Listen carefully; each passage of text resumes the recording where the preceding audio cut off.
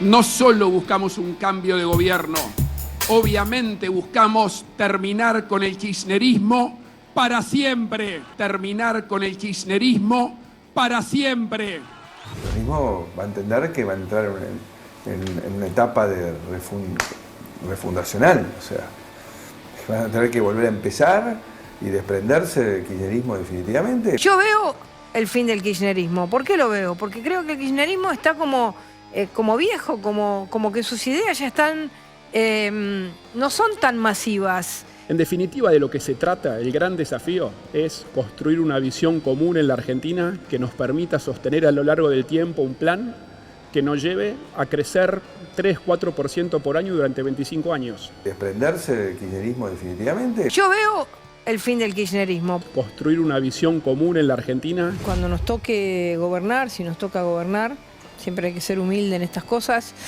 Tenemos que hacer una limpieza total, Acá lo importante que yo creo que tenemos que tener en cuenta es que estamos a las puertas de terminar con el kirchnerismo. Cuanto más transformación uno tiene vocación de hacer, cuanto más necesidad de cambio y de transformación, más amplio y más importante es el apoyo político. Y eso es clave. Estamos a las puertas de terminar con el kirchnerismo. Tenemos que hacer una limpieza total. Más amplio y más importante es el apoyo político. Día a día hay más gente que se enoja y más gente que cree que hay que romper todo. Yo creo que hay que dinamitar, bueno, semi-dinamitar todo, no absolutamente todo. En la economía vamos a dinamitar el régimen kirchnerista que nos ha empobrecido. Yo no creo en la dinamita, yo creo en la paz, creo en la unidad de los argentinos. No creo en el hachazo, Gustavo. Yo lo que creo es que tenemos que trabajar todos juntos para sacar este país adelante. No creo que los que piensen distintos como yo hay que matarlos o que todo lo que hace el adversario político está mal. Semi-dinamitar todo. Vamos a dinamitar el régimen kirchnerista. Yo no creo en la dinamita, yo creo en la paz. Voy a terminar con el kirchnerismo y vamos a hacer las cosas bien. Entonces vamos a terminar para siempre. No creo que los que piensen distintos como yo hay que matarlos o que todo lo que hace el adversario político está mal. Terminar con el kirchnerismo para siempre. ¿Cómo están? Muy buenas noches, bienvenidos y bienvenidas a Desiguales, noche de miércoles aquí en la televisión pública.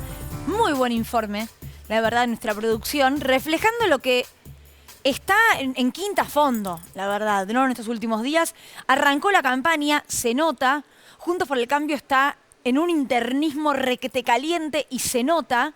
Y ayer lo decía un poco Pablo Caruso. Te dije Pablo Caruso muy seriamente, increíble, ¿no? Como si yo no estuviera acá, digamos, básicamente. Y ayer lo decía Caruso, que la reta está por desgarrarse. Está como forzando eso de, bueno, no, yo quiero la paz, yo quiero que nos pongamos de acuerdo. Ah, pero hay que terminar con el kirchnerismo. ¿No hay ahí como una lógica de ida y vuelta así en el mensaje de Bullrich? Un ala dura, clarísima, que día a día se va intensificando. Sí, efectivamente. Yo estaba pensando mientras escuchábamos esto, qué cosas faltan, qué cosas no están. Y si escuchan con cierta atención, esas ideas de en los primeros minutos hay que sacar el cepo, en los primeros minutos hay que tomar determinaciones muy pero muy contundentes, sobre todo en las principales referencias económicas de Juntos por el Cambio, empieza a cambiar el discurso, ¿no? Ya salir del cepo no se puede inmediatamente, incluso hasta el propio Milei lo dijo. Es decir, para mí hay una ausencia, una deficiencia muy grande en un discurso que articule lo económico.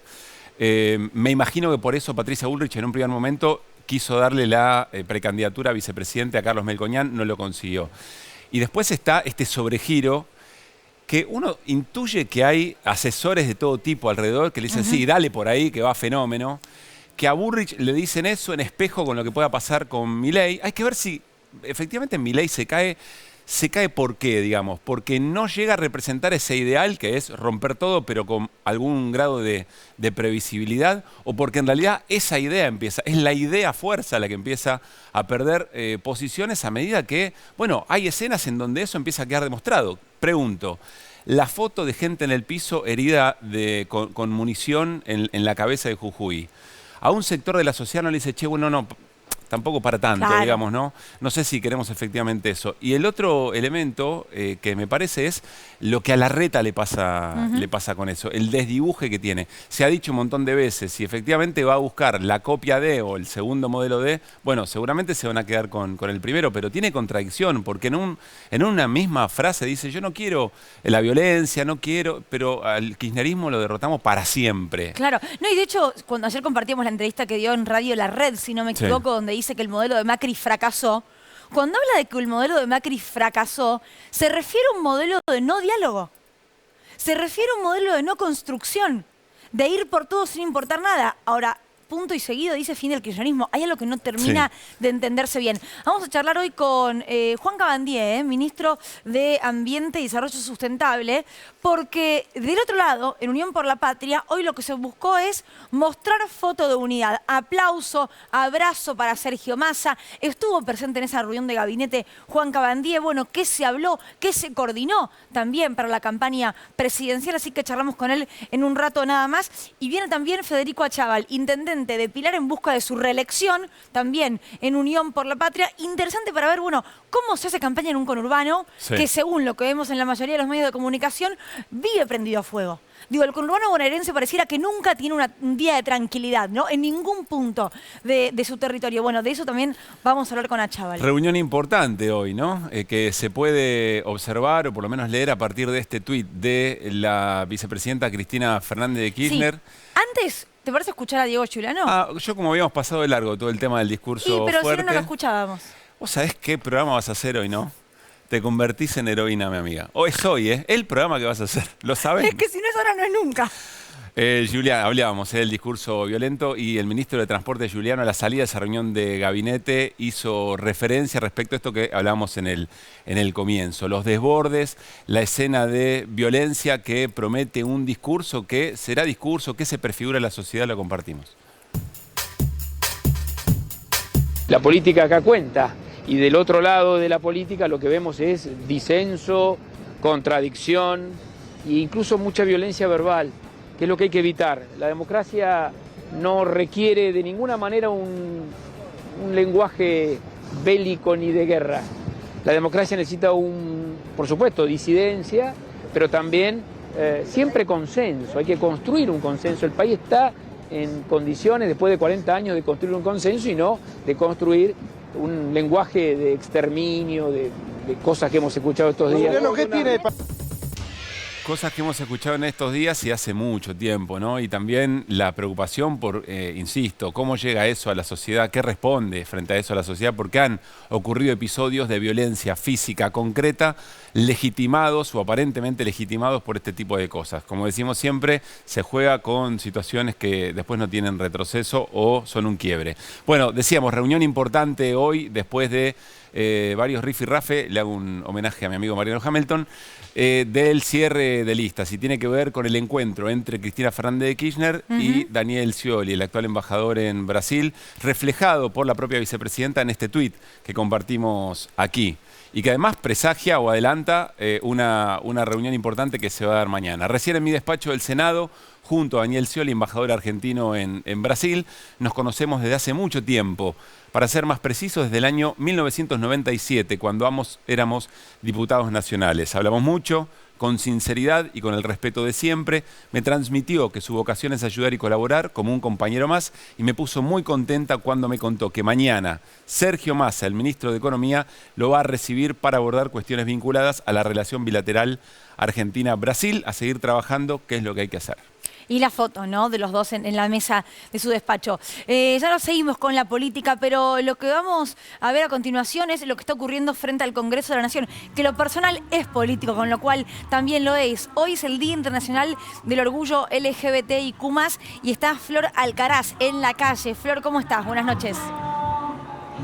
¿Cómo estás, Luli? Bueno, sí, acá estamos con el Congreso de fondo, con la bandera multicolor, iluminado de esta manera y con un festival que está sucediendo después del acto. Esta es la 8ª marcha que se hace contra los travesticidios, transfemicidios. Como vos decías, es una jornada que es histórica para el movimiento LGBTIQ+, que desde el 28 de junio de 1969, en esa revuelta de Stonewall, que era un bar en Estados Unidos, en Nueva York, hubo una redada y ahí se creó una resistencia muy grande de las travestis y trans que estaban visitando ese bar y que fueron expulsadas de ese espacio.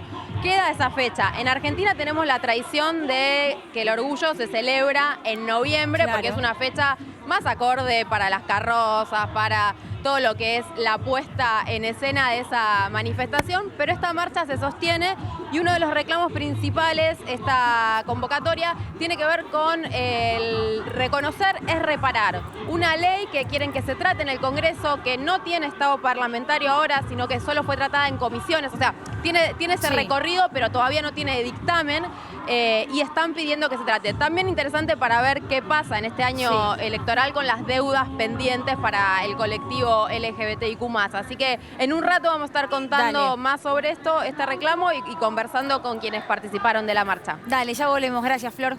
Bueno, y le vamos a pedir a Pablo Ibáñez que nos dé algunas líneas sobre, después de tanta gira, ¿no?, que ha tenido. Cuando le vean la cara a Pablo Ibáñez van a entender qué significa ser periodista especializado en política y haber laburado en estas jornadas. Cuánta maldad. Mirá, gran mirá película, La Era de Hielo, ¿no? Sí.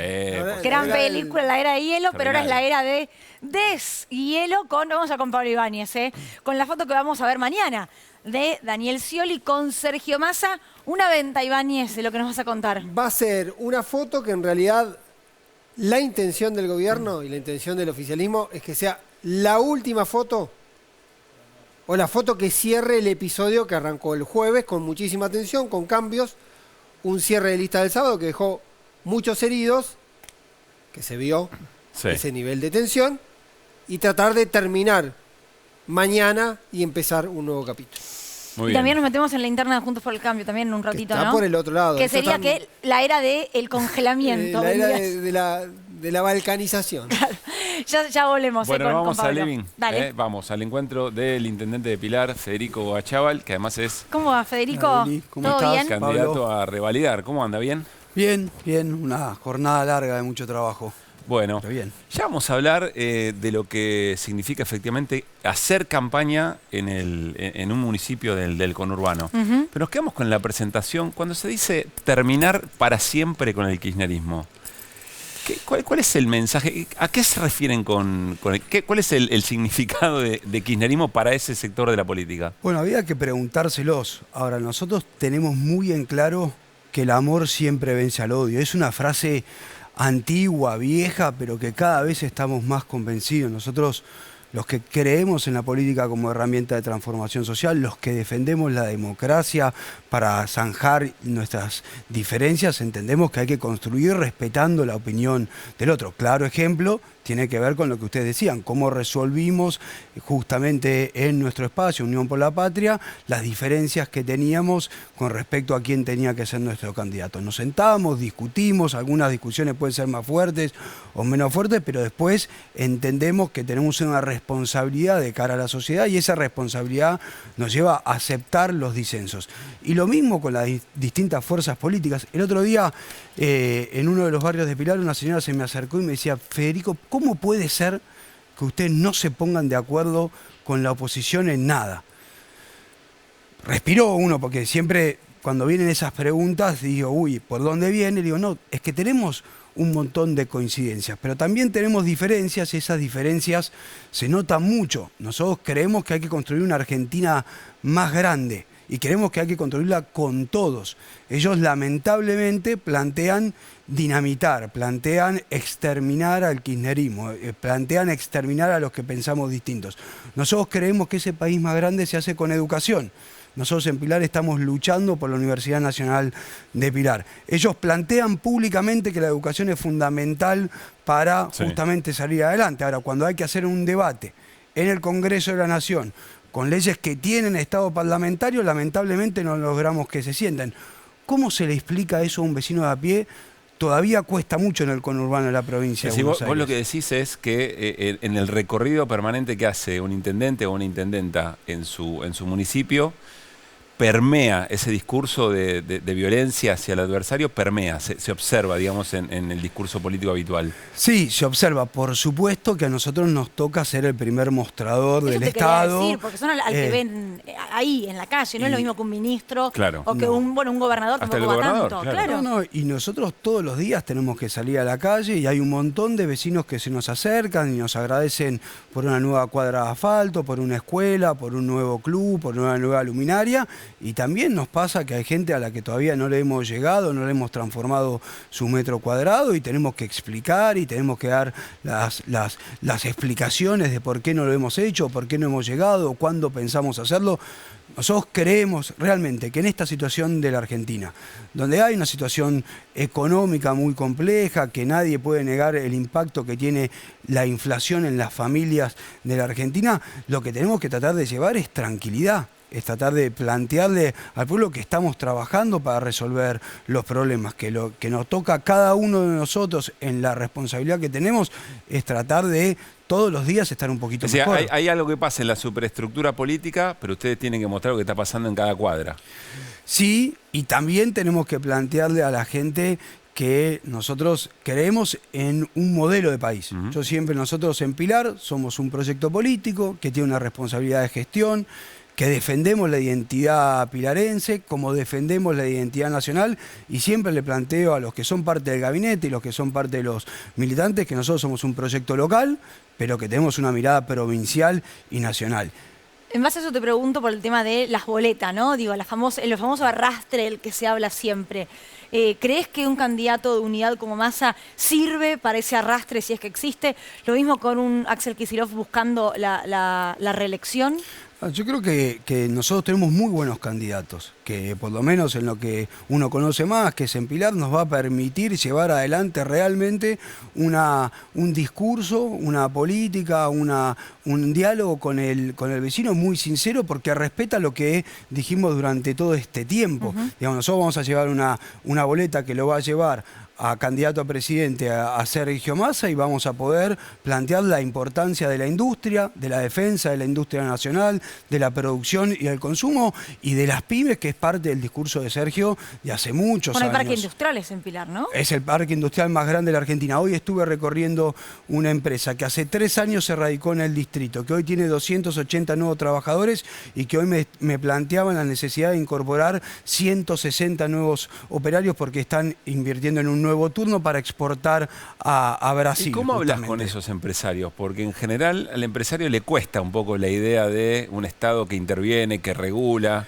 que discute los márgenes de ganancia, pero tiene esta realidad. Pero mira, la visita de hoy tenía que ver justamente con políticas públicas que fomentan el consumo y el empleo. ¿Empresa de qué? Perdón, es Whirlpool. Vamos a Whirlpool. Fui con Juan Cuatromo, presidente del Banco Provincia. Sí. ¿Por qué fui con Juan Cuatromo? Porque el Banco Provincia sacó una nueva línea de crédito, una ventanilla de venta a través del grupo Banco Provincia que permitió que desde el 15 de marzo a hoy Whirlpool haya podido vender 11.700 electrodomésticos, que batió los récords de las expectativas que tenía la empresa. ¿Por qué? Porque hubo crédito que permitió un mayor consumo. Es decir, cuando hay políticas públicas, en este caso la banca pública orientada a fomentar el trabajo en la Argentina, en cuotas, o como sea, permite que la Argentina pueda pensar en invertir, en contratar nuevos trabajadores y trabajadoras, y eso para un parque industrial como el de Pilar y a las pymes que tenemos en el sector industrial de Pilar es muy importante. Entonces, esa idea de que el peronismo o el kirchnerismo no está a favor de las empresas o de las industrias, yo creo todos los días que es totalmente equivocada, al revés. Y eso en el municipio pasa, es decir, mucha gente del municipio va a laburar al parque industrial. ¿Cómo se suele decir? ¿Labura en el parque industrial? ¿Labura en la Whirlpool? Sí, más de 30.000 trabajadores ingresan todos los días al Parque Industrial de Pilar a trabajar. ¿30.000? ¿Y la mayoría son de la zona? Son de la zona, digamos, no todos son de Sí. Pilar. Obviamente yo como intendente de Pilar, lo primero que hago cuando entro a una empresa, voy con el gerente de recursos humanos y le pregunto cuántos de tus trabajadores son de Pilar, porque a mí me interesa, Sí. obviamente, fomentar ese trabajo y además desde el Estado municipal tenemos exenciones de las tasas municipales para aquellas empresas que contratan nuevos trabajadores de Pilar. Pero ¿qué es lo que planteo? Esa misma empresa u otras empresas en la política que llevaba adelante el gobierno de Macri, nosotros cuando íbamos al parque industrial, las fábricas estaban cerradas, la capacidad operativa y productiva de esas empresas caía todos los días. Los pilarenses usaban el parque industrial más como práctica de manejo que como lugar para ir a trabajar. Hoy tenemos el problema del contraste es así de fuerte? Así de fuerte, no miento ni un ápice. Digo, es la diferencia que vimos en este tiempo. De hecho, nuestro trabajo hoy con el parque industrial y con la provincia de Buenos Aires es como generamos nuevas salidas de acceso directo a la Ruta 6 para mejorar el tránsito de camiones que hoy tiene el Parque Industrial de Pilar. Es decir, vos le sacás una foto al Parque Industrial de Pilar en el 2018, si la sacás ahora y con eso podés hacer una campaña. La capacidad instalada es absolutamente distinta, es totalmente superior. ¿Qué ahora. quiere decir la capacidad instalada? La cantidad de máquinas que se usan dentro de las fábricas, de cada una de las fábricas que hay en Pilar. ¿Máquinas paradas o no paradas? Máquinas paradas o no paradas. Cantidad de trabajadores que hay dentro del parque industrial que tienen empleo registrado en blanco y que aportan, y los que había en la época de Macri. Por eso, digo, más allá, atrás de los discursos que hay, que uno escucha de que queremos dinamitar todo, de que queremos acabar con el kirchnerismo, lo cierto es que ahí hay un modelo de ajuste, un modelo de timba financiera que tiene un impacto real en la economía argentina y que perjudica a nuestros vecinos y vecinas. Por eso nosotros, como decía recién, defendemos desde el municipio. Necesitamos que Axel Gobernador vuelva a ser electo gobernador y queremos que Sergio Massa sea presidente porque entendemos la política o la Argentina que queremos para adelante. Ahora, nos preguntamos eso, ¿no? ¿Cómo es hacer campaña en un territorio como es el conurbano bonaerense? Pilar es el conurbano, en el que pareciera ser lo peor que hay en la Argentina. Por los índices que se cuentan, por la cantidad de gente que tiene, digo, ingobernable pareciera ser el conurbano. No, eso no es así, Luli. O sea, invito a cualquier vecino a que venga a Pilar. Es un lugar hermoso, que mucha gente elige para vivir, que como decíamos recién, tiene actividad industrial y productiva muy importante, no solamente en el parque industrial, sino también en un sector productivo muy importante. Nosotros hoy hacer campaña tiene que ver con...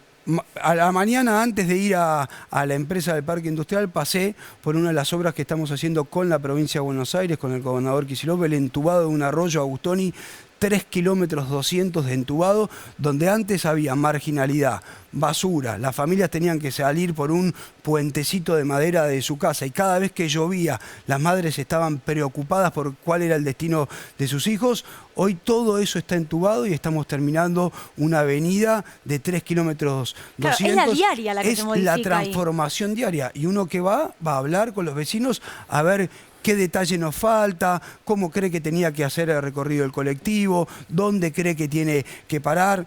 Después de terminar la recorrida del Parque Industrial, me junté con parte del gabinete para pensar cuáles son las obras que tenemos por delante. El lunes que viene queremos inaugurar un nuevo jardín, el viernes que viene queremos inaugurar una escuela secundaria. En Pilar, con la provincia de Buenos Aires, construimos 18 nuevas escuelas, 18 nuevos establecimientos educativos en 3 años y medio. ¿Que eso llega? ¿La gente toma conciencia de eso? Claro que llega. Una mamá que tiene la tranquilidad que su hijo tenía que ir a la escuela como única opción a la noche, hoy tiene una escuela que le permite elegir el turno matutino o vespertino, escuelas que antes tenían un horario reducido, hoy tienen jornada completa. Eso ordena a los chicos fundamentalmente, ordena a las familias. Con la provincia de Buenos Aires tuvimos la posibilidad de entregarle las netbooks del Conectar Igualdad a 4.050 chicos de los últimos años de nuestra escuela, de nuestras escuelas. Digo, y después de eso me fui a hacer otras cosas que tienen que ver con lo social. mujeres que estuvimos formando y capacitando en textil en este último tiempo, mujeres de nuestros merenderos y comedores, mujeres que fueron víctimas de violencia de género. Nosotros tenemos un centro municipal de formación profesional que aprendieron el oficio textil y hoy son las que hacen las frazadas que después la Secretaría de Desarrollo Social entrega a las familias que lo necesitan, que lo hacen con el amor y con la conciencia de saber que esa frazada que ellas hacen le va a abrigar en invierno a un chico de nuestros barrios. Digo, hacer campaña en el conurbano, cuando uno tiene responsabilidad de gestión, cuando tiene un Estado presente y cuando ese Estado tiene una mirada fundamentalmente humana, tiene un montón de cosas positivas. Por supuesto que nos tenemos que ocupar de otras cosas también, sí, claro. Pero el conurbano de la provincia de Buenos Aires es un hermoso lugar para vivir. Néstor. Lo escucho, intendente, entusiasmado, describiendo la obra, lo que hicieron en Pinar, y además hablando de dos modelos de país claramente diferentes. Se me ocurre una película bizarra que podría ser Superman contra Drácula, por ejemplo. Sin embargo, en esa película bisagra, Drácula tiene posibilidad de ganar las elecciones. ¿Por qué? Bueno, habría que discutirlo y mucho. Ahora, lo que nosotros tenemos la responsabilidad es de dar la discusión de cara a nuestro pueblo y a nuestra gente. Nosotros estamos convencidos que el mejor modelo de país, el mejor proyecto de país es cuando el peronismo gobierna. Muchas veces nos tocó escuchar que gobiernan hace 70 años.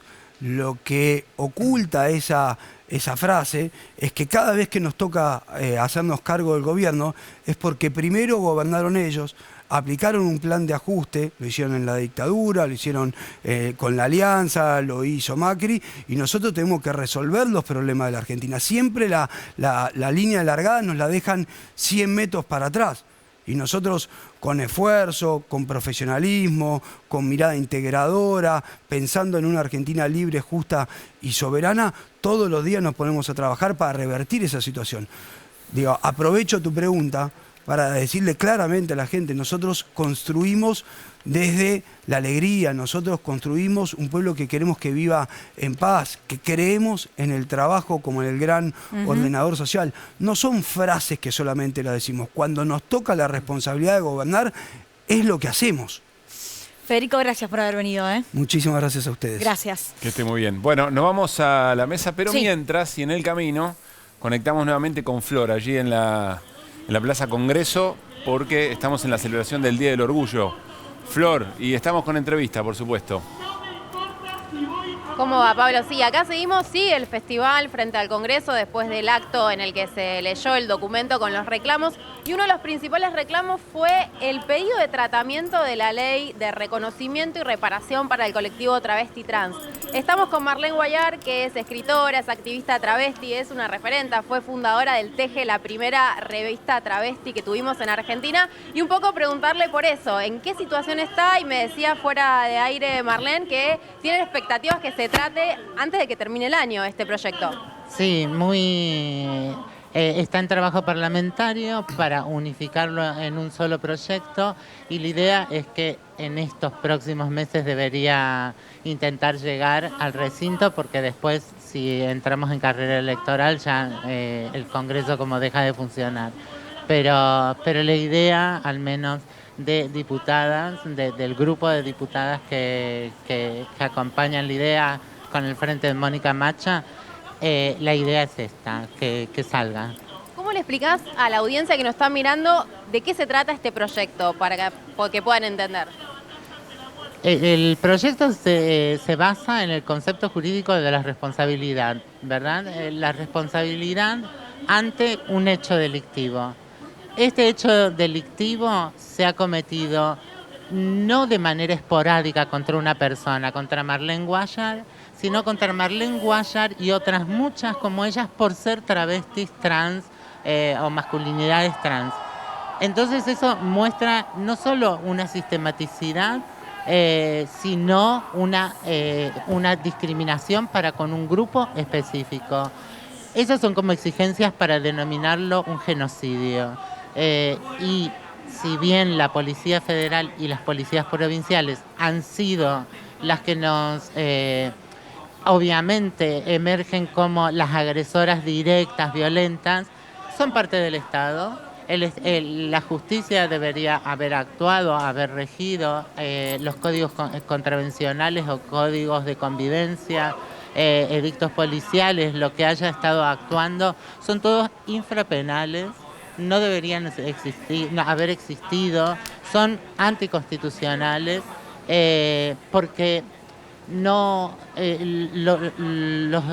las agresiones, las violencias sufridas no es por algo que hicimos, es por ser, ¿no? Entonces, sos travesti, tenés 13 años, te corresponde, tenés 50, tenés 25, haces la prostitución o querés encontrar un empleo registrado, no importa.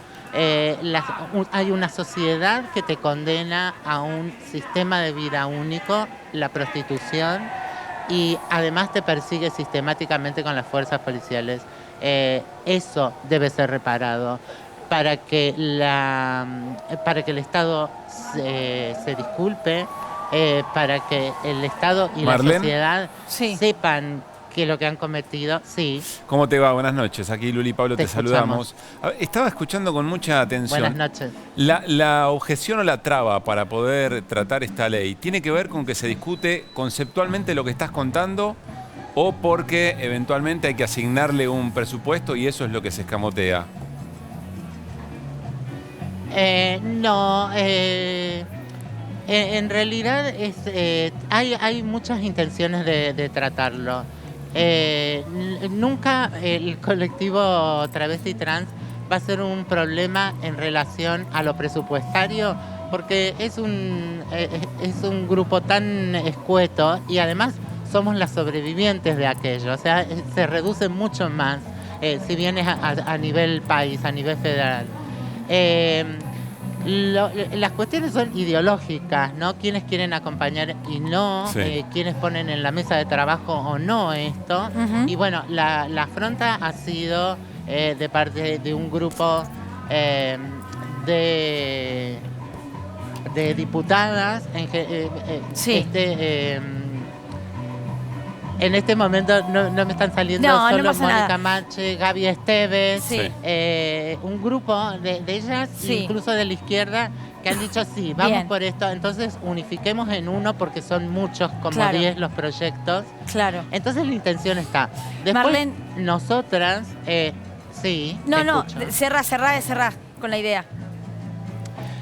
Que después nosotros tenemos una discusión respecto de esto que decimos que lo quieren caraturar como violencia institucional. Y nosotras queremos que este Estado reconozca que es un Estado genocida, así como es un Estado racista que puede hacer lo que hace con Jujuy, con todo el racismo que vemos y demás. Es un Estado genocida. Hasta que yo no reconozca que soy genocida, porque necesariamente lo somos, aun cuando, aún en omisión, aun cuando no hagamos nada, estamos pagando impuestos, estamos sosteniendo a la policía, estamos sosteniendo un sistema jurídico, el legislativo. Se entiende. O sea, tenemos responsabilidad. Bien. No podemos decir. El pedir perdón y el reconocer, reconocerlo. totalmente. Y me acuerdo también cuando se pidió perdón en nombre de la dictadura, ¿no? Como el Estado argentino por lo que ocurrió en la última dictadura. Es exactamente lo mismo. Marlene, gracias por tu tiempo. Abrazo grande. No, muchísimas gracias a ustedes por estar acá, acompañarnos. Gracias, gracias Flor también. Bueno, buen laburo, como siempre, el de Flor Alcaraz. Señor Pablo Ibáñez prometió dos cosas. La era del deshielo y la era del congelamiento o del fuego, ¿no? El fuego. ¿Con cuál quiere arrancar? Arranquemos con el deshielo, que es lo primero que va a ocurrir. Mañana a las 10:30 de la mañana se ven en el Ministerio de Economía Scioli y Sergio Massa. 10:30. 10:30 de la mañana. Va a ser un anuncio que tiene que ver con políticas referidas a Brasil, políticas comerciales. Está pendiente todo lo referido a los fondos de Brasil para las empresas que puedan exportar a la Argentina para el uso de una moneda común en vez de el uso de dólares. Pero, naturalmente, el mensaje es político. Sí, claro.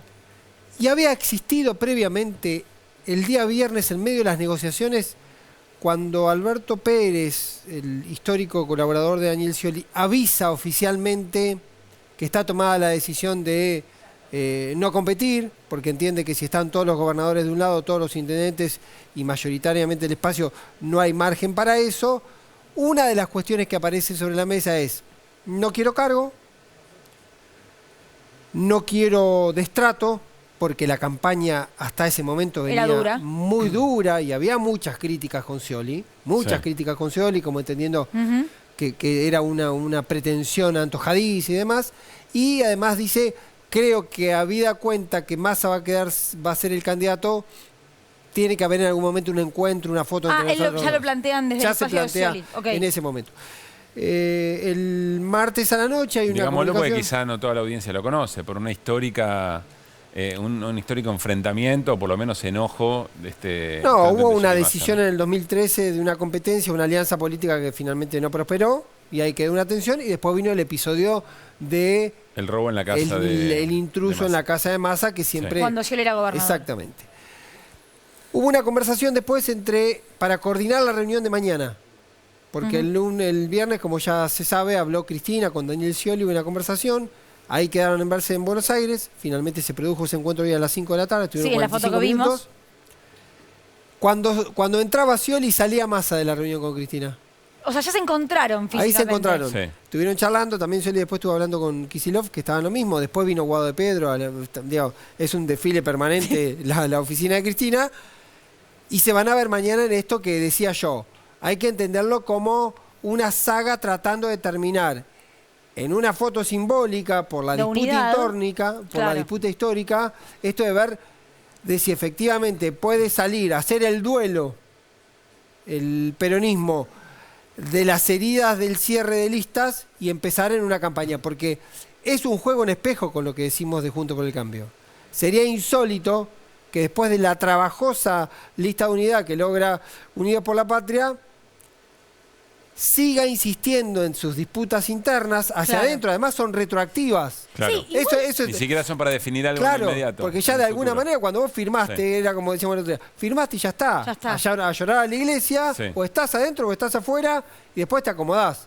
Ahora, tiene que terminarse ese capítulo. Bueno, entiendo que la foto hasta de Cristina con Scioli la foto hoy de Cristina, es en ese el camino. llamado de Cristina es para eso, para empezar a bajar el tono. Después hay un fuego raleado en el discurso en Aeroparque, y termina de cerrarse hoy para que mañana esa foto de eso. De hecho, en la misma escena en la que se resuelve, o por lo menos se argumenta, por qué no debería haber una interna de estas características, está por supuesto la presentación de Juan Grabois, que hoy la revalidó con un mensaje. Sí.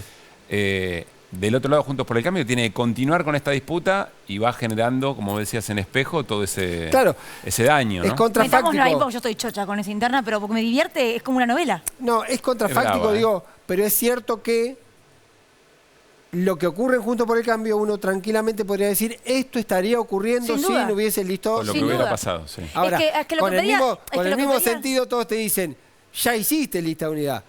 Tenés lista de unidad y te vas a seguir peleando en lista de unidad, tampoco tiene sentido. Claro, bueno, es que cuando me acuerdo, es insólito. Cuando Rossi decía que quería ser un precandidato a presidente, decía, bueno, pero con reglas claras.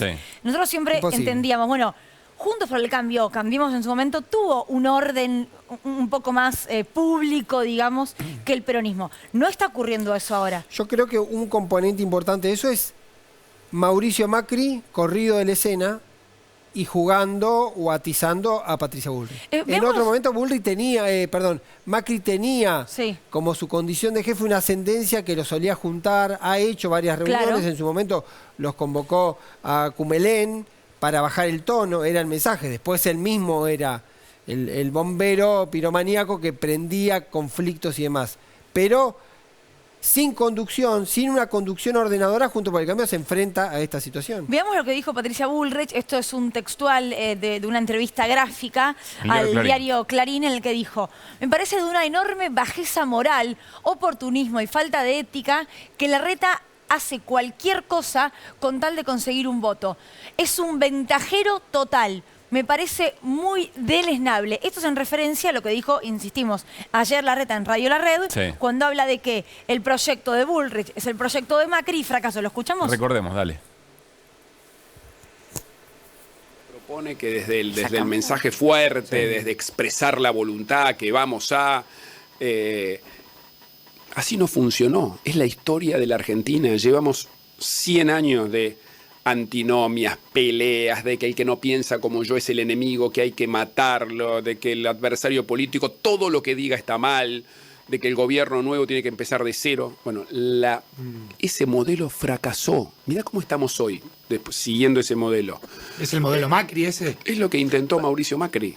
Yo propongo algo diferente. Muy bien. Bueno, en el mismo paso, o en la misma discusión por la PASO, haciendo una aclaración, que no hay discusión de lo que hay que hacer, que no hay discusión de modelo, que hay un cómo. Te iba a reconocer que perdí la discusión. Si estuviera grabado eso, claro, y se supiera está que grabado, digo, pero estaba pensando que hoy hablaba de eso, que las formas pueden ser importantes, pero la película final es... Recuérdennos a todos cuál era su discusión. Que yo discutía con Pablo Caruso diciéndole que había, incluso yo hablaba de matices y velocidades, pero que podía estar discutiéndose cuestiones de fondo en la interna de Juntos por el Cambio. Y hoy Larreta, que en teoría podría ser aquel que marque diferencias, claro, porque no dice, no, Bullrich se equivoca porque miente que va a sacar el cepo al día siguiente, y eso no es posible. No dice eso. No. Dice una cuestión de velocidad. Sí. De alguna manera está ratificando, del modo. Está ratificando todo lo que dice, en todo caso, Bullrich. Ahora, acá la pregunta que está flotando, y ojo, pues empiezan a hacer unas cuentas sobre lo que podría pasar en primera vuelta, sobre todo si Milei mantiene algún volumen, digamos, ¿no? en el voto. La pregunta para mí es, el que pierde, ¿cuánto acompaña al otro o a la otra en la interna de Juntos por el Cambio? Hay que ver si... yo creo que para mí hay los dos grandes ecosistemas de oficialismo y oposición son más o menos uniformes. Yo tengo la impresión de que puede haber fuga de votos, porque se sientan más cómodos eventualmente, si ganase Larreta, que haya votante de Bullrich que pueda fugarse. Ahora, lo que sí yo creo ¿Y al revés, que es el escenario más probable? Y al revés también podría ocurrir. Ahora, lo que yo sí imagino, que el 14 de agosto, o el 15, o el 16, como ocurrió con Cristina y Scioli, se van a terminar juntando, porque en definitiva los dos hablan de la eliminación del kirchnerismo, y posiblemente hay un objetivo mayor, que por lo menos para ellos, y cuando lo dice Larreta, que quizás, como dice Jaworowski, si lo hipnotizás, él no piensa conceptualmente que hay que eliminar el kirchnerismo, pero lo dice, cuando lo dice por algo, porque le está hablando a alguien. Claro. Porque está disputando el voto. ¿Con qué naturalidad aceptamos que sea una consigna eliminar a un integrante del sistema político? Sobre todo después de un intento de magnicidio, ¿no? A mí me parece que que puede haber un acuerdo de cúpula post-paso, pero que ese acuerdo de cúpula no necesariamente se traduce igual hacia abajo. Entonces, imagino un escenario, corregime Pablo si estoy diciendo un disparate. Hacia la gente, si vos, hacia el votante. Sí, claro. O hacia el militante, hacia el gobernante medio también, no es el político medio. Yo hablo básicamente del votante. Hablo básicamente el votante no militante, uno podría decir que sea aquel tal cual que construye su fanatismo con Bullrich muchas veces, considerando que Larreta es casi kirchnerista. Claro. Digamos, es muy loco en el menú pensar... de los insultos a veces aparece eso. Lo que pregunto, es muy loco pensar que si pierde Bullrich la interna, una porción va a aportar a la campaña de Juntos por el Cambio, pero otra porción se va a ir con Milei, y en cambio, si pierde Rodríguez Larreta, una porción se va a ir con Juntos por el Cambio y otra porción se va a correr a Massa. Bueno, esa es la tesis Massa. La tesis Massa es... ¿Se corre a Massa o no va? O no va, claro, o le resta a Juntos por el Cambio, que eventualmente tiene que llegar, tiene que superar los 30 puntos para no pensar en una resolución de la cosa en primera vuelta. Las dos fuerzas tienen que superar los 30 puntos para que sea, si alguna pasa a los 40, que es bastante poco probable eventualmente, no tenga el diferencial de 10 para perder o ganar en primera vuelta. Sí, bueno, que ese debería ser en todo caso el planteo de Juntos por el Cambio cuando se pone a pensar la virulencia de la PASO. Yo nunca saco del medio, que cierto o no, Larreta y Bullrich están diciendo, yo tengo que ganar la PASO porque el que gana la PASO es el futuro presidente. Y eso es lo que los inhibe para hacer un razonamiento más frío para el 14 de agosto. Claro. Ambos están jugando a la presidencia. Exactamente. Están pensando que esa es que el próximo presidente se define el 14 de agosto en la interna de Juntos. Que es lo que por el otro lado, fíjate vos la diferencia de medición de escenarios, la prioridad en Unión por la Patria era, tiene que haber lista única para que nuestro candidato mida mucho, para que no haya fuga, porque hay como una percepción de que vos de arriba para abajo tiene que crecer, consolidarse lo que tenés, no perder nada. No parece que sea hoy por hoy una preocupación ni de Larreta ni de Burri. Vamos con nuestro invitado. Dale, claro. Estamos ya con... Seguimos. Sí, por supuesto. Está Juan Cabandí, ministro de Ambiente y Desarrollo Sostenible aquí en el piso de Desiguales. ¿Cómo va? Juan? Bien, ¿cómo están? Bienvenido. Gracias. ¿La lista de unidad evitó que en Unión por la Patria estén en este nivel de tiroteo como ocurre en Juntos por el Cambio? Podría ser. Es un buen análisis. O sea, vos decís que se hubiese llegado también en una interna, cambiar una paso, venía todo como calentándose, ¿no? ¿En nuestra fuerza política? Sí. La verdad que sí. Meditó, miró para arriba. ¿No? Lamentablemente sí. Claro. Sí. Y en la reunión de gabinete de la que hoy participaste, ¿se siente que se van acomodando un poco se va ordenando un poco la cosa? Los melones, decilo. Creo que sí. Me parece que va en esa línea, sin dudas. Si bien hoy la reunión de gabinete estuvo más abocada a la gestión, pero sí, obviamente se respira un ordenamiento que es favorable. Me interesa que compartamos lo que dijo Agustín Rossi después de la reunión de gabinete. Tiene que ver con esto, con Massa representando todo un espacio político, lo charlamos. Es cierto que en el pasado tuvimos diferencias con Sergio Massa.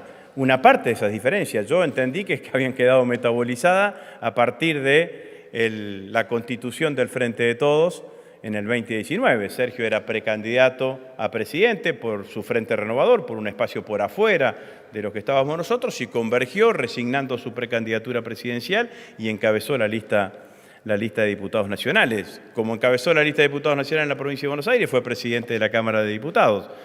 Y después entendí que habían quedado absolutamente metabolizadas cuando todo el espacio político, todo el arco del espacio político apoyó la llegada de Sergio Massa al frente del Ministerio de Economía. Entonces, me parece que estamos en presencia de un compañero que es nuestro candidato a presidente, que viene transitando el mismo camino que todo el espacio político hace 3 años y medio, 4. Que algún otro compañero le haya preferido, le hubiese gustado otro candidato, bueno, está dentro de la legitimidad. Juan, esa es una explicación que yo creo que la dirigencia la entiende rápido, pero se entiende desde la dirigencia que quizá hay un sector de la militancia no orgánica y del vivir la política desde el kirchnerismo que ha sido muy intenso, que necesita quizá ese tipo de explicaciones de lo que significa un candidato de unidad y que ese candidato sea Massa. Yo creo que necesitamos entender e interpretar la necesidad de continuar en una línea de gobernanza que nos permita cumplir los sueños que todos tenemos. A veces nos puede gustar más o menos el candidato, pero siempre me gusta a mí referirme quizás al esquema uruguayo que adoptaron ellos dentro de... El Frente Amplio. Del Frente Amplio. Tabaré Mujica, bueno, uno quizás tenía posiciones un poco más conservadoras, otro tenía posiciones más por izquierda o transgresoras, como queramos llamarlo. Lo que nosotros no podemos permitir es que porque no nos gusta una porción, un porcentaje de un determinado integrante del espacio, tengamos la torpeza y el error político de no poner todo para continuar en el gobierno. Quizás muchas veces los militantes en el 2015 nos pedían que pongamos un poco más de esfuerzo en pos de la candidatura en aquel momento. De Daniel Scioli. Y recordemos que eso nos llevó no solamente a que gane Macri, sino que nos endeudemos en 45.000 millones de dólares postergando la situación económica y perjudicando la estructura económica, sino que además ello permitió que integren 2 personas nefastas a la Corte Suprema como esa duda, Rosati y Rosenkrantz. Esa duda en el apoyo a Scioli del 2015 fue, yo no, fue no la creo, no hablo de explicación dudas. Yo lo que del digo es triunfo que de Macri y que hoy no hay que repetir ese error, digamos. No, yo lo que digo es que en aquel momento los militantes no orgánicos nos pedían pongamos más esfuerzo. Bueno, quizás como autocrítica decimos, bueno, quizás tendríamos que haber puesto un poco más. Pero eso fue parte del pasado. Yo lo que digo, tomo ese ejemplo para decir... Para mirar el hoy. Claro, no cometamos errores, pongamos todo lo que tenemos que poner. Y yo creo que todo eso se va a acomodar y va a ser así. Además, en la línea que decía recién el Chivo Rossi, Massa, bueno, Massa es parte de este frente que nos permitió ganar, que sin dudas hay cosas para profundizar y mejorar que no hemos podido del todo por diversas circunstancias, como las que todos sabemos, pandemia, guerra, sequía, COVID. Pero también hay que decir, Sergio Massa tiene una enorme capacidad política, es un hombre de la política con mucha habilidad, ha sido muy necesario para esta etapa, de estos 3 años y medio, ha sido funcionario de Néstor, ha sido funcionario de Cristina, jefe de gabinete de Cristina. Sí, entonces, realmente no tengo dudas que es un gran candidato, es una gran fórmula y que están todos los espacios representados. Y eso es lo que tenemos que reparar y poner sobre la mesa. ¿Pablo? Sí, Juan, 2 cuestiones, porque la pregunta que hay en algunos sectores, militantes, dirigentes por ahí más de cercanía es, en el 2019, de alguna manera se repitió ese esquema de decir, bueno, que el presidente sea alguien que no es alguien puro del espacio y está Cristina acompañando. Y lo que ocurrió justamente con la propia mirada que hay desde sectores del kirchnerismo sobre la experiencia de gobierno, algunos dicen, ¿por qué ahora no podría ocurrir lo mismo eventualmente si Massa fuese presidente? Me parece que nunca los procesos son lineales. Y siempre, como dijo Cristina, creo que en el acto de La Plata y posterior también, sin dudas que por más que existan diferencias dentro del espacio, este gobierno ha sido infinitamente superior y mejor que si hubiese gobernado quien nos antecedió. Entonces, esa es una explicación bastante lógica. Y estamos en un contexto donde sin dudas tenemos que mirar para adelante, enfocarnos, concentrarnos. Diría Napoleón que no hay que distraer al enemigo cuando se equivoca. Bueno, se están equivocando mucho enfrente. Nosotros necesitamos reforzar bien nuestra oferta en términos electorales y de proyecto político y tenemos que dejar de hablarnos entre nosotros. La política, hablando de la política, aburre. Me parece que la política tiene que hablarle a la gente y las necesidades de la gente y las demandas de la sociedad, ¿no? ¿Ves entusiasmada la militancia no orgánica, como decís vos, a esa que habla con su vecino en la reunión de amigos, en el barrio, digo, a la que en un punto lleva votos de no militantes, ¿no? ¿La ves entusiasmada? No, sin dudas, porque fíjate que los que militamos, que la verdad que los que abrazamos la militancia, realmente pensamos que ese camino es indispensable, que es estructural en un proyecto político, pero los que militamos orgánicamente somos una porción muy pequeña de la sociedad. Claro. Entonces, sin dudas que nuestra tarea tiene que ser hablarle al conjunto de los sectores de la sociedad. A ese conjunto de la sociedad se le habla tomando las demandas de la sociedad, no imponiendo la agenda de la política hacia el conjunto de la sociedad, que es mucho más amplio que los que militamos activamente. Sería un error para nosotros caer solamente en una mirada que está puesta sobre la militancia orgánica, porque eso es excluyente del conjunto de los actores de la sociedad. La sociedad se compone de diversas miradas, no existe una sociedad donde haya más obispos que cristianos, es siempre al revés. Entonces me parece que lo que nosotros tenemos que hablar y pensar es en todas las demandas de los distintos sectores de la sociedad, que es diversa, muy diversa.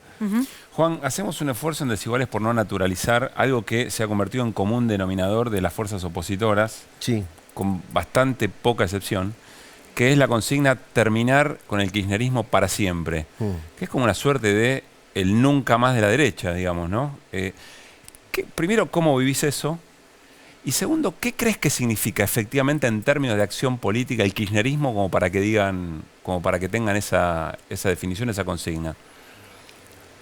Bueno, que el kirchnerismo vino a correr el velo a mucha hipocresía. en el seno de la sociedad y también en la política. Es decir, antes del kirchnerismo quizás teníamos un partido que estaba absolutamente burocratizado. El kirchnerismo vino a proponer proyectos de mayoría y sobre todo proyectos de transformación, porque sin mayoría no transformás. Es decir, los proyectos de minoría no transforman. Bueno, lo que tenemos que hacer es que nuestro espacio político, que es el peronismo, el kirchnerismo, el espacio nacional popular, la izquierda nacional, construya mayorías. Vuelvo a repetir, porque las minorías no transforman. Entonces, para poder transformar necesitamos mayorías. Esas mayorías se componen con muchos sectores. Algunos piensan igual, algunos tienen matices. Es torpe y tonto no construir y no caminar con aquel que piensa en una estructura fundamental de principios igual. Si podemos tener diferencias, quizás alguien piensa en el 80, el 90% igual, el 50% igual. Si pensamos en la estructura del Estado, en la distribución del ingreso, en derechos humanos, en la necesidad de poner valor a la producción, eso tiene que estar garantizado. Entonces, pero dada la experiencia reciente, ¿no hay que construir o no debería ese frente construir un espacio donde discutir y dirimir programas, disidencias, si eventualmente la gente vuelve a revalidar el proyecto? No, por eso también ese espacio se tiene que nutrir de discusión y debate. No puede existir un espacio de mayorías con la heterogeneidad que implica tener un proyecto de mayorías sin discusión y sin debate. Quizás a veces eso nos ha faltado un poco. Bueno, creo que es una buena práctica que tenemos que recuperar. ¿Pablo? No, me quedé pensando con el tema de los candidatos. Vos bajás la persiana, pero en términos de cercanía, de emoción, ¿qué te produjo ese tiempo de Guado candidato? No, a ver, con Guado tengo una relación, una historia común, una relación por eso digo, porque... familiar, de amistad. La verdad que me puso contento, se lo expresé a él. Yo se lo anticipé casi hace 2 años que podía pasar. Pero, ¿se lo dijiste a él? Nada, sí, quizás haciendo un ejercicio en un diálogo político, no importa, eso es irrelevante. Una rosca entre amigos. Ah, es irrelevante. Pero digo, me puse contento, sí, sin dudas. ¿Y entendiste después la decisión de Sergio Massa al frente de la unidad? Sí, sin dudas. ¿Y crees que Guado también? Yo creo que Guado también, sí, sí, sin dudas. ¿Qué significó el acto con la repatriación de ese avión, que fue lo que se utilizó para tirar desaparecidos y desaparecidas al mar? No, muy simbólico, sí, muy importante. ¿Va a estar en la ex-ESMA? Entiendo que va a estar en la ex-ESMA, sí. Juan, ok, Néstor tiene una pregunta. No, es algo vinculado, me tomo de lo que decías hace un rato del tema de llegar a la gente, del mensaje, de los intereses comunes, de las cosas que le pasan al común de la gente. Quiero preguntar algo sobre gestión, porque la buena noticia no es noticia y hace rato que no hablamos de incendios forestales. ¿Es gracias a tu gestión o hay que darle gracias a Dios? Tuvimos 3 años consecutivos acumulados de sequía, producto del cambio climático, producto del efecto de la Niña. Esas 2 combinaciones fueron muy fuertes y predispusieron al material orgánico, como se conoce en términos de naturaleza, todo lo que significaron los incendios forestales. Estamos en un año de transición, donde se recupera algunos niveles de precipitaciones, pero no se alcanza la estabilidad que había hasta antes de la sequía o del efecto de la Niña. Recién el año que viene vamos a tener una estabilidad en cuanto al régimen de lluvias que había hasta antes de la Niña. Fíjate que en Canadá hay ahora en este tiempo fuegos muy importantes, incluso hace 2 años, 3 años, tanto California, Australia, Europa misma, todo el mundo tuvo atravesado por el efecto de la Niña y por los incendios forestales. La verdad que nuestra gestión, la gestión de Estado, la gestión de este gobierno, ha logrado robustecer con una inversión inmensa el Sistema Nacional de Manejo del Fuego, triplicando la cantidad de brigadistas, triplicando las bases, comprando mucha infraestructura, maquinaria, incluso estamos en proceso de compra de medios aéreos que van a impactar recién a partir del año que viene, pero hacemos el primer desembolso antes de fin de año. Son la combinación de las cosas, ¿no? La infraestructura, la cabeza que le hemos puesto, la inversión, pero también obviamente los efectos climáticos, ¿no? ¿Qué te queda, Juan, en estos meses de gestión en el Ministerio? Inaugurar plantas, centros ambientales, nos quedan inaugurar 6, ya inauguramos 2 de las 8, dejamos licitadas 7, en proceso de licitación 7 más, nunca ha habido una inversión de ese tipo. Nos queda quizás una nueva área protegida, área marina protegida, que duplicaría la cantidad de hectáreas que tenemos actualmente. Falta media sanción del Senado, estamos tratando de destrabar eso. Y bueno, varias cosas más. Cada vez está más urgente la discusión en términos de aprovechamiento de los recursos naturales en función de exportación, mejorar las reservas, etcétera, y el impacto ambiental. ¿Crees que se puede construir un momento de diálogo donde se observe y la ciudadanía legitime determinado tipo de impacto ambiental en virtud de una orientación de desarrollo productivo? ¿O estamos lejos de eso? Siempre aquellos desarrollos productivos que implican niveles de contaminación o pasivos ambientales tienen que tener licencia social, tienen que tener aprobación de la sociedad. Incluso está establecido por el conjunto de nuestras normas. Nosotros estamos ante un problema, no solamente Argentina, en la región, ante un problema grande, que es que nosotros todavía estamos en búsqueda de un desarrollo. Es decir, tenemos en nuestro país un oprobioso nivel de personas bajo niveles de pobreza. Sí. La única manera de salir de ese nivel oprobioso es produciendo. Lo que pasa es que no podemos producir como se producía en el siglo XX. Hay que tener otros niveles de producción, otros estándares, pero al mismo tiempo también corremos con una desventaja. Es decir, tenemos deudas sociales y económicas que datan del siglo XX y tenemos desafíos que son del siglo XXI, que tienen que ver con la agenda ambiental. Los países concentrados no tienen los problemas del siglo XX que sí tenemos en Latinoamérica y ellos tampoco cumplen con los estándares del siglo XXI. Claro. Y si analizamos nosotros los niveles de contaminación o los gases de efecto invernadero que generan el cambio climático, como preguntaba Néstor, por ejemplo, la sequía, las cifras son impactantes. El sur global, es decir, el hemisferio sur, representa solamente el 15% de las emisiones de gases de efecto invernadero. El 85% de las emisiones están en el hemisferio norte, es decir, producto de los países centrales. Entonces, es muy llamativo que a veces los países del norte nos pidan el cumplimiento de los estándares ambientales que ellos no hicieron y que nosotros quieren que lo hagamos a rajatabla. Entonces, a veces la agenda ambiental es una excusa, interpreto, de los países centrales para postergar el desarrollo de los países que estamos en proceso.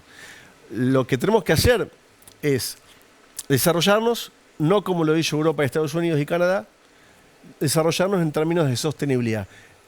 Conjugar esos dos elementos es complejo y difícil.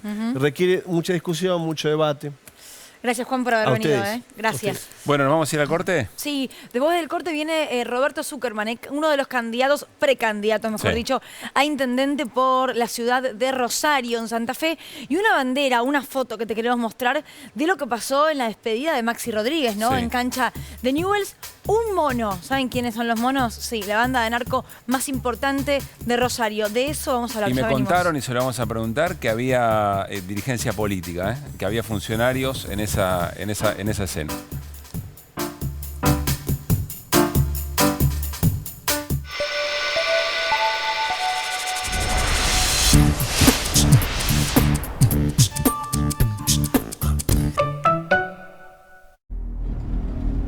Ha llegado la hora de hacer una quilmes intensa. Marte, danos tu fuerza. Plutón, danos tu carácter. Lúpulo, danos tu amargor.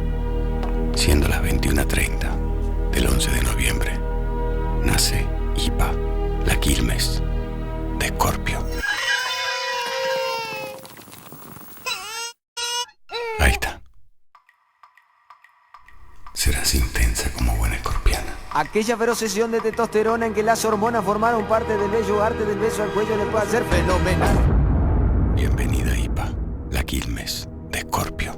Y no de Sagitario como Gachi, Pachi y esos dos pelos. Desde que la vi y pasé mi sueldo a BBVA, me convertí en Laura, la buena onda. Salimos a almorzar entre 20 y hay que pasar una tarjeta. Relax, Laurita. El banco ya te dio 100 lucas de bienvenida. Además, si pago con QR, tengo descuentos exclusivos por cobrar mi sueldo en supermercados y combustibles. Sos una genia, Lauri. Qué lindo cuando la ves. Escaneé este QR y descubrí todos los beneficios de pasar tu sueldo a BBVA. BBVA, creando oportunidades. Todas las axilas merecen el mejor cuidado. Por eso con Dove elegís más que protección. Único con un cuarto de crema humectante y vitamina E. Sentí la diferencia con Dove. Me siento hermosa con mis axilas. Me das cada día más. Aleluya por el modo que tienes de amar. Más tú eres para mí la cumbre del amor. La tierra, el fuego, el sol, la lluvia en el trigal. Por esa forma tierna que tienes de amar. Más tu cuerpo con el mío no hace falta más. Te quiero al lado mío cada día más. Todos los días al lado tuyo. PAMI, cada día más. Super fin de semana Coto. Hasta el lunes tenés 80% de descuento en la segunda, llevando 2 iguales en marcas seleccionadas de galletitas y cereales, café Dolca, cacao en polvo Nesquik, yerba mate La Tranquera, Pantene y en pañales para bebé. 2x1 en jugos en polvo y 3x2 en vinos finos, espumantes y champañas que podés combinar como quieras. Encontrá estas ofertas en nuestras tiendas y en www.cotodigital.com.ar. Coto. Dove invitó a mujeres que querían cortar su pelo dañado. Pero guardamos todas las tijeras y les pedimos que mejor probaran Dove Regeneración Extrema. Dove evita hasta el 98% del daño diario en el pelo. Entonces, ¿todavía necesitas un corte? 8 de cada 10 mujeres coinciden en que con Dove su pelo se ve más saludable y pueden evitar el corte. Cortá con el daño, no con tu pelo. Mejoral para Niños sabe que llegar a tu casa y encontrarla dada vuelta solo significa una cosa: que tus hijos se sienten bien. Mejoral para Niños con paracetamol. Mejoral para Niños, tranquilidad para padres. Todas las axilas merecen el mejor cuidado. Por eso con Dove elegís más que protección. Único con un cuarto de crema humectante y vitamina E. Sentí la diferencia con Dove. Me siento hermosa con mis axilas.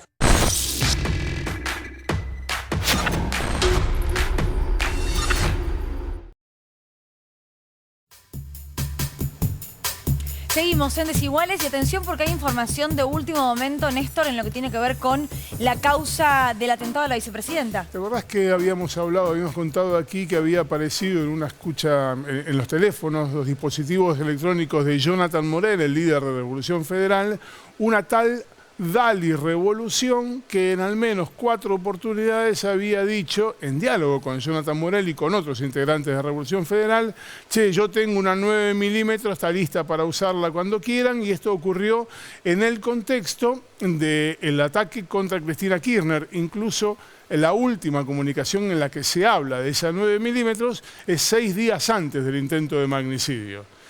El juez Marcelo Martínez de Giorgi y el fiscal Gerardo Policita identificaron a Dali Revolución Federal.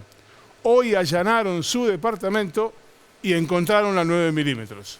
Mirá, aquí está la documentación respecto de esto. Lo que dice concretamente, el allanamiento se hizo en la calle Cordero, en la localidad de San Fernando, Cordero de 400, provincia de Buenos Aires. Ahí vive Lidia Margarita Casiano. En esas instalaciones se inspeccionó y se buscó el arma. Y en esas, según esta notificación que está haciendo la Policía de Seguridad Aeroportuaria, el domicilio allanado se encontró un arma que se trataría de la informada en la causa con la documentación correspondiente. A partir de esto que estás viendo en pantalla, lo que hizo el juez fue ordenar al Registro Nacional de las Armas para determinar si esta persona y una conviviente, una persona allegada, tienen permiso de habilitación y de posesión de las armas. Pero ahí en el documento dice que está la documentación del arma, ¿no? En el momento dice que está la documentación del arma. El tema es si tiene la posesión del arma, si es legítimo usuario, cuál es la condición y si esta arma efectivamente en algún momento estuvo pensada para ser parte del intento de homicidio contra la vicepresidenta. Claro, el arma existía, los diálogos eran reales, no era solamente un chiste, ¿no? Claro. Eran 9 milímetros de carne y hueso. Ofrecieron un arma para ser utilizada. Claro, sí, sí. Y además para entenderlo hay que ponerlo a línea de tiempo. Es decir, tengo una 9 milímetros, tengo una 9 milímetros, tengo una 9 milímetros. 6 días después, una persona va con un arma y le dispara en la cabeza. ¿Qué había pasado días antes? Que el líder de la Revolución Federal, la agrupación a la que pertenecía esta persona que decía tengo un arma, tengo un arma, tengo un arma, en ese diálogo en particular decía qué bueno sería infiltrar a alguien en la puerta de la casa de Cristina entre todos los militantes y cuando aparece le disparás y bueno, después que hagan lo que quieran. Mira, lo decían de esta manera. Aquí está el chat en el que se ofrecía el arma y la posibilidad de hacer esta cuestión. Lo que fue agresivo, decía Dali Revolución, fue la amenaza de muerte, que no es una mala idea.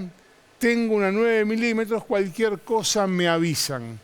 Después de esto, Jonathan Morel aparece en una comunicación, una grabación que también se extrae de sus dispositivos y dice concretamente, da la idea de que alguien se infiltre, que cante la marcha peronista durante 2 días y que en el tercero o el cuarto, ante un momento de distracción, efectivamente cometa el intento de magnicidio. Esto fue, la oferta de la 9 milímetros fue 6 días antes. Esta propuesta de infiltrarse fue apenas unos días antes, el 1 de septiembre.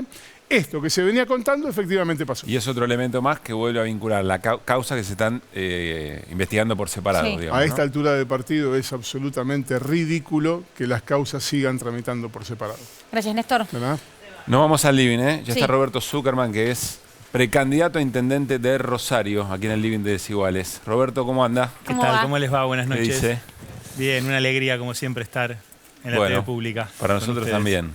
A ver, para entender un poco el que no está al tanto de cómo van a ser las elecciones en Rosario, en Santa Fe en general, hay paso el 16 de julio, Así es. hay generales el 10 de septiembre, Muy bien. o sea, va desdoblado de la nacional, y vos vas en una interna dentro de Juntos Avancemos, ¿esto es correcto? Así es. ¿Una interna que viene tan picada como la de Juntos por el Cambio en este momento o no? No, todo lo contrario. No, nosotros hicimos un acuerdo histórico con Ciudad Futura que permite que ellos ingresen al frente que conforma el peronismo y sus partidos aliados históricos, lo que nos da la posibilidad claramente de ganar la ciudad de Rosario.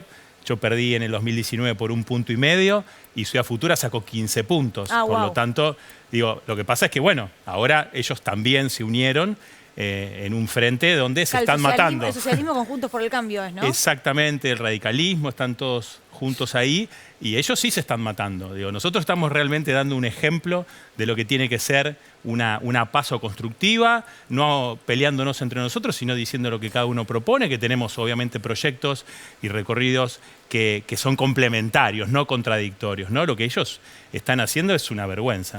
Roberto, no es la única agenda, pero la agenda de seguridad para la ciudad de Rosario es muy importante, determinante, diría. Y vos venís trabajando una idea que me llama la atención, nos gustaría saber a qué te referís. Vos decís, voy a resolver los problemas de Rosario desde Rosario. Sí, ¿Y por qué? ¿Por qué hay que hacer esa aclaración? Bueno, porque el intendente está todo el tiempo pidiendo que los problemas de Rosario los resuelvan los demás. Lo resuelva el gobernador, lo resuelva el presidente, o sea, la provincia y la nación.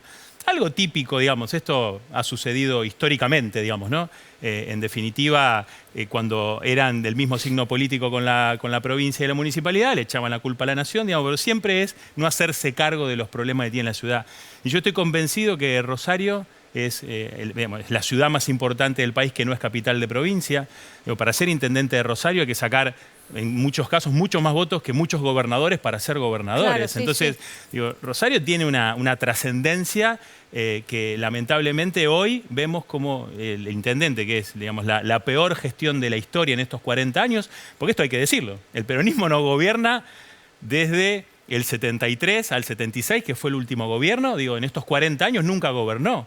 Digo, entonces, nunca gobernó el peronismo la ciudad en estos 40 años. Entonces, seguir echándole la culpa, digamos, al peronismo, los problemas que tiene Rosario, es justamente no hacerse cargo que los problemas se empiezan a resolver de Rosario. Yo tengo mucho afecto, respeto mucho a Federico Achával, que estuvo hace un rato acá, digamos, ¿no? Y es un ejemplo de los que son los intendentes del conurbano que se hacen cargo de los problemas de su ciudad. Entonces, no dicen, no, esto que se encargue Kicillof, esto que se encargue Alberto, digamos. Ellos se encargan de todos los problemas de la ciudad, del trabajo, de la producción, de programas de inclusión social y también de seguridad.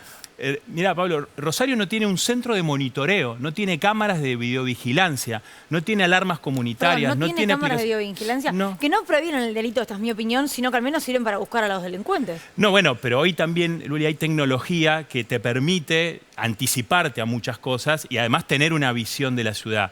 No digo que eso es la panacea y que va a solucionar todos los males. Ahora, vos no tenés un control del territorio si no tenés cámaras suficientes para abarcarlo. ¿Rosario tiene los recursos para hacer eso? Pero claramente, porque ¿sabés qué pasa? Justamente hablando de nuestro candidato a presidente. Cuando Massa era intendente de Tigre, yo lo primero que hice cuando asumí de concejal en diciembre del 2011 fui a verlo porque él tenía todo un sistema de vigilancia. Lo llevé a Rosario. Pasaron 11 años y nunca lo quisieron hacer. A la legislatura de la ciudad. Al Consejo Municipal, yo era concejal, dije, hagamos esto, nunca lo quisieron hacer. Entonces, digo, no hay decisión política. De hecho, están esperando que la Nación aporte cámaras en un programa que tiene Guado de Pedro en el Ministerio del Interior, que ha generado eso en distintos municipios, pero no hubo decisión política. A ver, hoy vas a los municipios del conurbano, tienen secretario de seguridad, especialistas en seguridad, invierten en seguridad.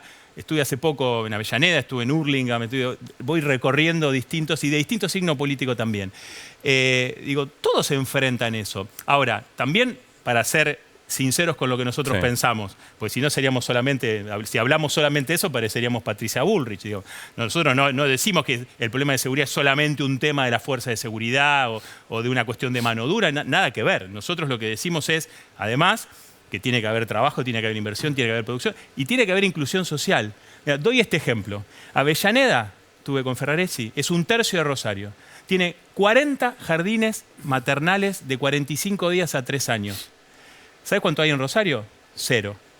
O sea, no hay un solo jardín maternal municipal. Todos privados. Hay privados, claro. Algunos tiene la provincia, el municipio no tiene ninguno. Entonces digo, después vemos cómo chicos, adolescentes o niños tienen un arma, son soldaditos de los narcos. Si nosotros tenemos a los chicos en las escuelas, incluidos socialmente en los barrios, reconstituyendo un tejido social, con cultura, con deportes, piletas climatizadas en Avellaneda, un lujo son. Para que vayan a hacer natación. Pero claro, pero para igualar, porque si no, si vos en Rosario no sos socio de un club, la pileta municipal la tenés... Central está muy linda, quiero decir. ¿eh? La tenés 2 meses al año, solamente cuando es verano. Claro. Y nosotros necesitamos justamente generar condiciones para igualar. Los barrios de Rosario están abandonados. La única urbanización que se hace con fondos nacionales, con programas nacionales. Entonces, lo que digo es, Rosario está en una situación que no merece estar y que nosotros estamos convencidos que podemos revertir porque, insisto, se siguen expulsando industrias. Los parques industriales no están en... Rosario no tiene parque industrial. Volviendo a Federico Achával. El Parque Industrial de Pilar, aparte por mi función en trabajo, he ido varias veces, hemos estado juntos, tenemos programas de empleo que bajamos a los municipios.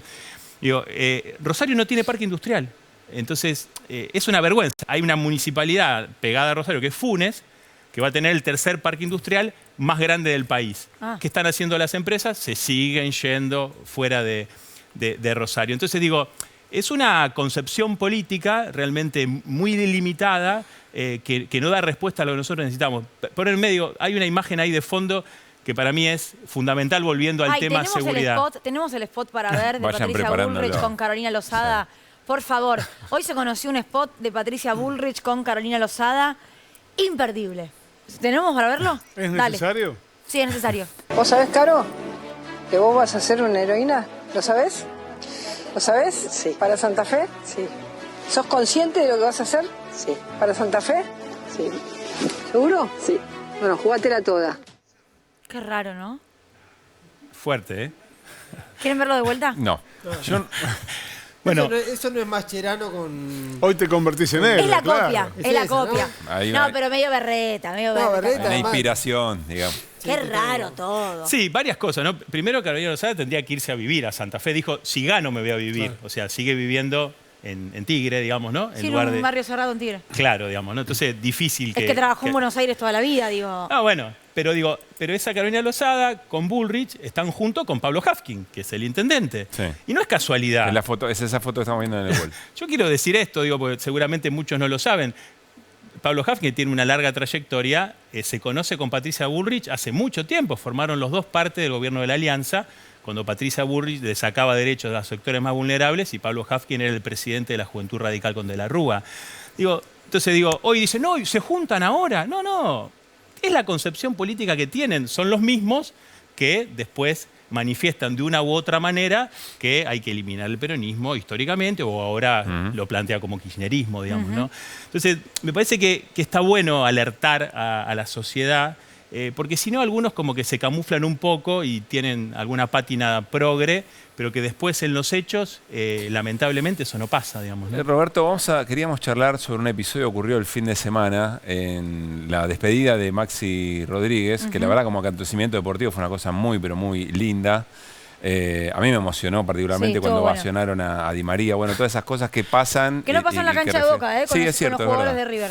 Pero sin embargo apareció una bandera, la bandera de los monos, una de las bandas narcos caracterizadas en Rosario, y lo resumimos en este informe. A ver, allanaron el estadio de Newell's por esta bandera que estás viendo, la bandera de los monos. Esto ocurrió en el contexto de la despedida de Maxi Rodríguez, un telón gigante. Siempre en esto hay un objetivo, nosotros lo decimos, las amenazas, este tipo de hechos tienen una doble intención. Una provocación hacia la sociedad, pero también mensajes que se dan entre los propios integrantes de bandas delictivas. La bandera tiene a un mono con anteojos. Acá lo ven. Bien. Sí. La bandera tiene a un pollo. Está acá. Bien. Y la bandera tiene a un toro. Sí. El mono es Guille Cantero. Sí. El pollo es Leandro Binardi. Sí. Y el toro es Carlos Escobar. ¿Crees que es un mensaje por parte de la Barra Brava? ¿Qué quisieron decir con esa bandera y también con las remeras que se vendieron durante el partido?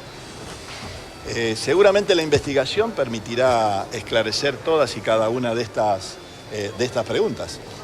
Creo y tiene la Fiscalía toda la colaboración que desde el Ministerio de Seguridad se ha planteado para el esclarecimiento de este hecho. No hay que explicarle a nadie quién es Guille Cantero, que tiene más de 100 años de pena. En su haber está preso en el penal de Marcos Paz en Buenos Aires. Carlos el Torito Escobar es su ladero, que opera en la zona de Villa Gobernador Galvez, en la zona sur de Rosario. El Pollo Binardi es otro ladero. No hemos fracasado absolutamente en nada.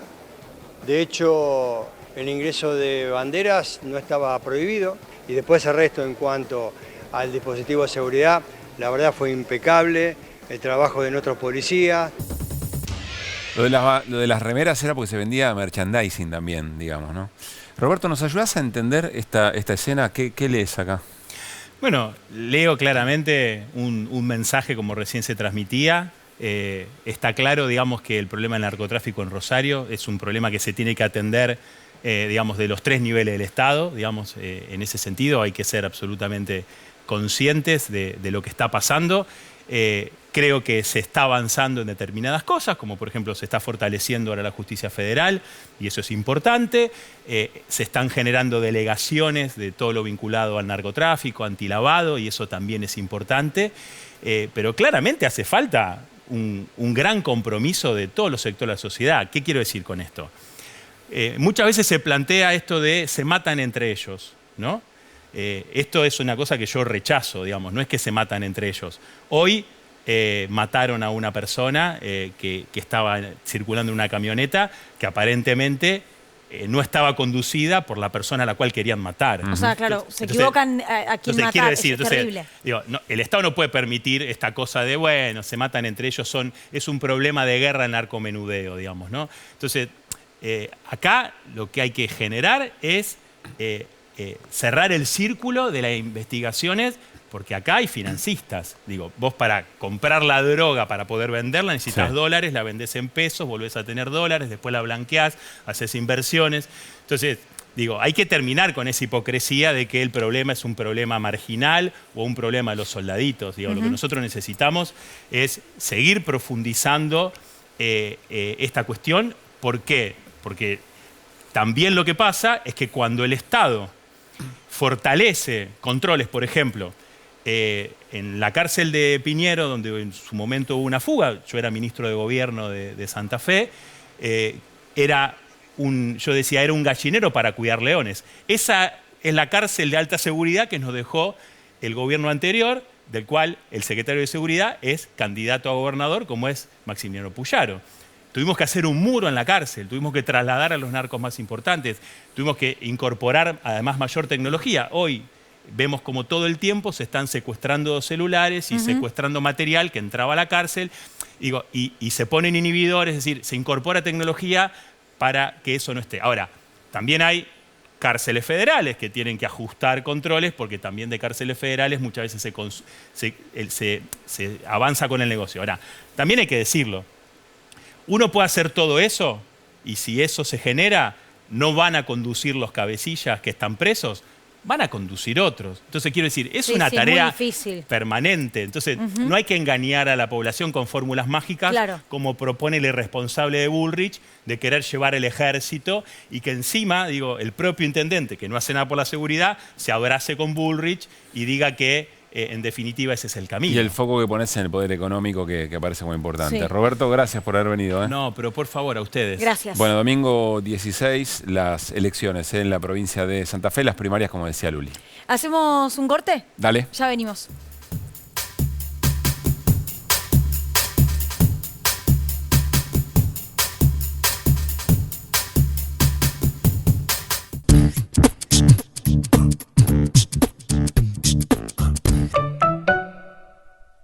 De los expertos en endulzar, llega nueva stevia líquida de Ledesma. Es simple, es dulce, es liviana, es rica, stevia. 100% dulce y 0% calorías. Próbala. Ledesma stevia líquida. Todas las axilas merecen el mejor cuidado. Por eso con Dove elegís más que protección. Único con un cuarto de crema humectante y vitamina E. Sentí la diferencia con Dove. Me siento hermosa con mis axilas. Desde que la vi y pasé mi sueldo a BBVA, me convertí en Laura, la buena onda. Salimos a almorzar entre 20 y hay que pasar una tarjeta. Relax, Laurita. El banco ya te dio 100 lucas de bienvenida. Además, si pago con QR, tengo descuentos exclusivos por cobrar mi sueldo en supermercados y combustibles. Sos una genia, Lauri. Qué lindo cuando la ves. Escaneé este QR y descubrí todos los beneficios de pasar tu sueldo a BBVA. BBVA, creando oportunidades. Ma, todavía no son las 19. 3, 2, 1. Ahora sí. Sacar la basura de 19 a 21 horas es un pequeño hábito que podemos sumar para empezar a generar grandes cambios. Juntos podemos construir un futuro mejor. Brazos abiertos. Buenos Aires Ciudad. Para hacer grande un país hay que vencer desafíos que parecen imposibles. Aunque ya aprendimos que sumando manos se puede lograr hasta lo impensable. Por ejemplo, llegar a lugares que antes eran inalcanzables. Porque todos los destinos se alcanzan cuando la ruta es el esfuerzo. El mismo esfuerzo que nos lleva a ganar nuestras propias batallas. Para hacernos un espacio en la historia. Hasta que un día la victoria llega y nos lleva en andas y nos deja en ese lugar de puertas abiertas que tanto soñamos. El futuro se vuelve presente si alcanzamos nuestros logros. Esos logros con los que día a día hacemos una Argentina mejor.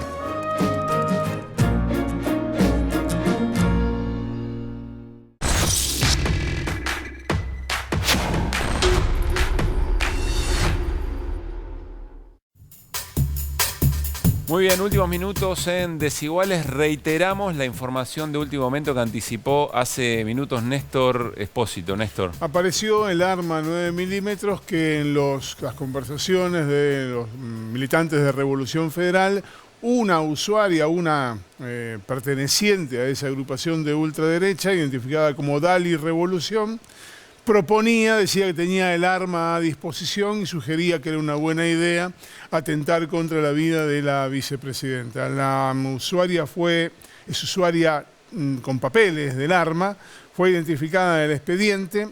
Hoy se allanó la vivienda en San Fernando, encontraron el arma 9 milímetros. Lo que el juez Marcelo Martínez de Giorgi acaba de ordenar hace instantes nada más, es chequear si esta mujer, Lidia Margarita Casiano, y otra persona identificada como Daniel Rubén Ortave, si ambos tienen permiso para portar el arma o en qué condición tienen esa arma. Esa arma que había sido anunciada, vociferada, boqueada si se quiere, respecto de que bueno, está el arma, si quieren usarla para matar a Cristina, acá está el arma, estoy dispuesta, todo eso. Bueno, a partir del hallazgo del arma, ahora se abre una nueva página de la investigación para determinar si todo eso era una venta de humo o efectivamente había una planificación detrás del atentado contra la vicepresidenta. ¿Y se sabe algo más de estas personas que mencionaste? Dali Revolución, un frecuente contacto con Jonathan Morel, el líder de Revolución Federal, y con otros integrantes, entre ellos Sabrina Basile, la hija de Alfio Coco Basile. La hija de Alfio Coco Basile está prácticamente afuera de la causa. Es la que tiene la menor imputación y la que tiene el menor grado de participación. El resto de los integrantes de Revolución Federal, a partir de esto, todos aparecen con un grado de compromiso un tanto mayor. Bien. Nos tenemos que ir, señor Así Pablo es. Caruso. Nos encontramos mañana, Jueves. Para nuestro jueves, nuestro viernes. Hasta mañana. Chau.